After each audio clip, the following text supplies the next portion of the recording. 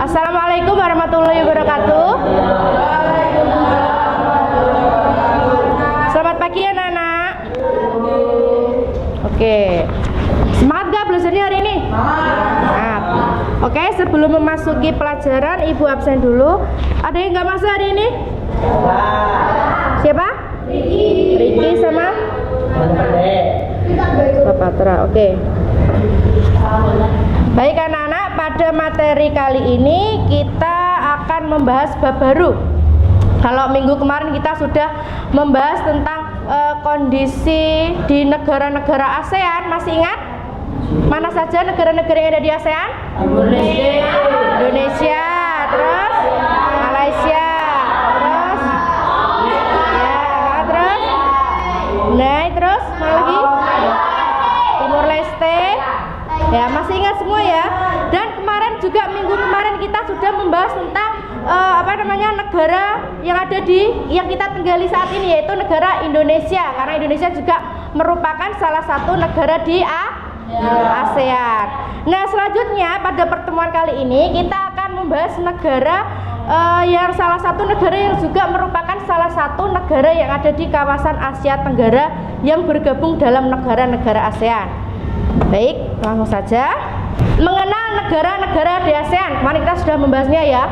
Ada 11 negara yang ada di ASEAN. Ada Indonesia, Malaysia, Filipina, Timur Leste, dan lain-lain.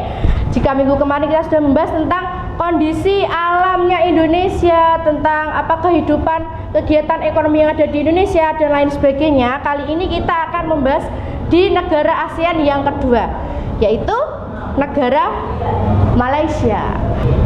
Nah, ibu kota di negara Malaysia itu mana? Kuala Lumpur.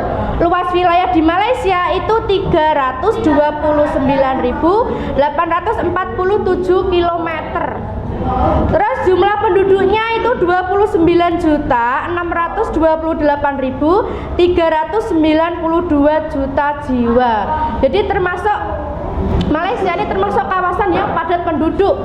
Tapi kira-kira penduduknya masih banyak Indonesia apa Malaysia? Indonesia. Masih banyak Indonesia. Dan bahasa yang digunakan di Malaysia itu adalah bahasa Melayu. Mata uang yang digunakan di Malaysia itu adalah ringgit. Dan Malaysia itu dulunya itu juga pernah dijajah oleh negara barat. Jadi tidak hanya di Indonesia. Jadi dari ke-11 negara di ASEAN itu semua pernah dijajah oleh negara barat. Ada satu negara di ASEAN yang tidak pernah dijajah oleh bangsa barat, yaitu negara mana? Thailand. Kenapa kok Thailand tidak pernah dijajah?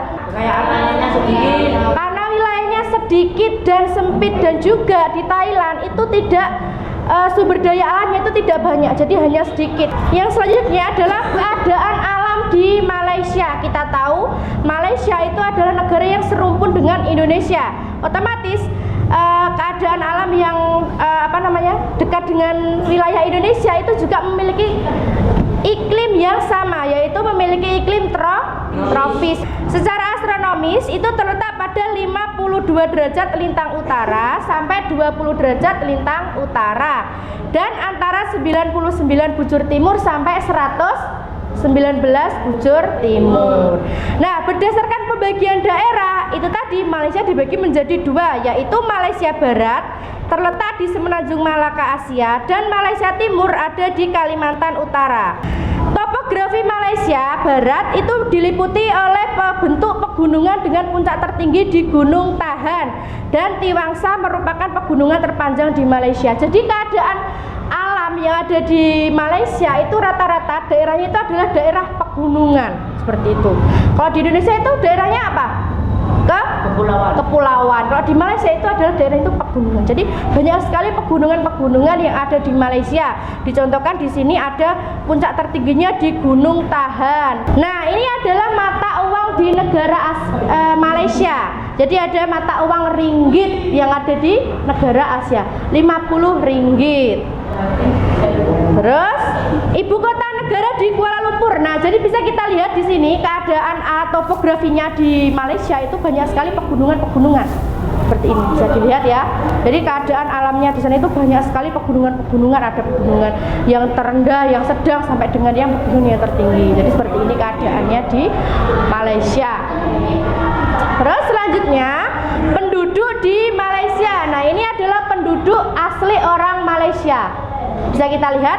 Jadi wajahnya orang Malaysia itu hampir mirip dengan orang Indonesia.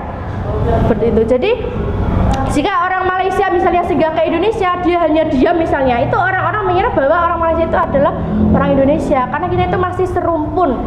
Jadi wajahnya itu masih hampir mirip. Tapi kalau kita dengan orang Australia ya beda jauh. Kalau orang Australia kan berkulit putih, terus rambutnya pirang seperti itu. Terus sekarang keadaan penduduk di Malaysia. Penduduk Malaysia itu terdiri atas orang Melayu kurang lebih 50%, Tiongkok kurang lebih 37%, orang India 11%, dan sisanya adalah orang-orang Eurasia. Ayo, kemarin apa Eurasia? Benua mana Eurasia? Eropa dan Asia. Terus orang Eropa dan keturunan bangsa lain yang mendiami di Malaysia. Terus bahasa yang digunakan itu adalah bahasa Melayu. Bahasa Melayu itu kayak yang di Upin Ipin, kalian pernah lihat? Nah, itu merupakan bahasa asli orang Malaysia. Jadi bahasanya itu juga sama dengan orang Kalimantan. Karena kita lihat tadi ada Malaysia itu kan ada yang dekat dengan Indonesia kan. Nah, itu merupakan salah satu kenapa alasan kok bahasanya kok hampir sama dengan suku Melayu yang ada di Indonesia. Tidak hanya itu, bahasa tersebut hampir sama dengan bahasa Indonesia karena keduanya sama berakar pada bahasa Melayu. Namun bahasa Inggris juga sering digunakan sebagai bahasa nasional. Terus, nah, sumber daya alam yang dimiliki Malaysia itu yang paling dominan itu adalah apa ini? Apa? Kelapa sawit. Jadi perindustrian perkebunan di Malaysia itu yang mayoritas, yang paling banyak itu adalah kelapa sawit. Sumber daya yang lain, Malaysia memiliki lahan pertanian dan perkebunan serta hutan yang cukup luas, meskipun tidak seluas di Indonesia. Hasil pertanian terutama untuk memenuhi kebutuhan pokok seperti padi dan sayur mayur. Hasil utamanya di bidang perkebunan yaitu karet dan kelapa sawit. Sebanyak 40% kebutuhan karet dunia disuplai oleh Malaysia. Dan kayu itu merupakan komoditas yang banyak dihasilkan dari hutan yang ada di Malaysia. Terus pada bidang pertambangan, Malaysia merupakan penghasil timah terbesar di dunia. Dan barang tambang yang dihasilkan yaitu bauksit, batu bara, besi, tembaga, emas, dan perak. Kalau di Indonesia itu kan banyak sekali, hampir semua hasil pertambangan itu ada di Indonesia. Tapi kalau di Malaysia itu hanya beberapa. Dan usaha pemerintah yang sungguh-sungguh juga nampak pada peningkatan pemanfaatan sumber daya alam untuk dikelola oleh negaranya sendiri sebagai sumber bahan mentah, sehingga diharapkan mengurangi ketergantungan pada negara lain. Jadi Malaysia itu adalah selalu berinovasi. Jadi bagaimana caranya kita itu mengelola sumber daya alam itu tanpa menggunakan jasa atau bantuan dari orang lain, seperti itu. Jadi pemerintah itu memberikan dukungan secara materi, terus secara non materi, itu semua itu diberikan agar untuk memajukan sumber daya alam yang ada di Malaysia dengan keterbatasan sumber daya alam yang ada di Malaysia, seperti itu. Jadi dari yang kita pelajari pada hari ini dapat kita simpulkan yang pertama, Malaysia adalah merupakan salah satu negara di kawasan Asia Tenggara, dan juga Malaysia ini masih tergabung dalam ASEAN. Terus Malaysia memiliki iklim tropis dengan 2 musim, yaitu penghujan dan kemarau. Malaysia dibagi menjadi 2 daerah, yaitu Malaysia Barat terletak di Semenanjung Malaka atau Asia, dan Malaysia Timur ada di Kalimantan Utara. Dan undang-undang yang diberlakukan di Malaysia itu banyak mengambil hukum-hukum yang diterapkan oleh ajaran Islam. Dan sumber daya alam utama di Malaysia adalah kelapa sawit. Dari sini sudah paham ya? Paham? Kalau sudah paham, jangan lupa kalian kerjakan LKS halaman 13 dan kalian pelajari untuk materi untuk minggu depan. Udah ya, paham semuanya ya? Bisa diakhiri? Kalau gitu kita akhiri pelajaran pada pagi hari ini. Saya akhiri. Wassalamualaikum warahmatullahi wabarakatuh.